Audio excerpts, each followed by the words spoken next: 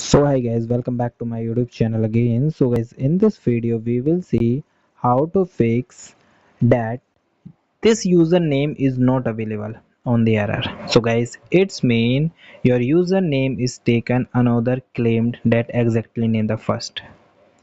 Another user can take it first. Okay, now it's time to change your username. And guys, first of all, make sure your invalid character you use the space symbol or provincially punctuations. Second, length restriction. The name is too short or too long. Okay. System reserved. The word is blocked by system reserved like WhatsApp, admin. So these are the words are not count in your username. Okay. Then guys, how to fix. So guys, first of all, add numbers, introduce like your date of birth, your lucky number, and guys, you use the separate words and the underscore to separate the word instead of the space. Then check the spelling, ensure you are only use the letter, number or allowed periods.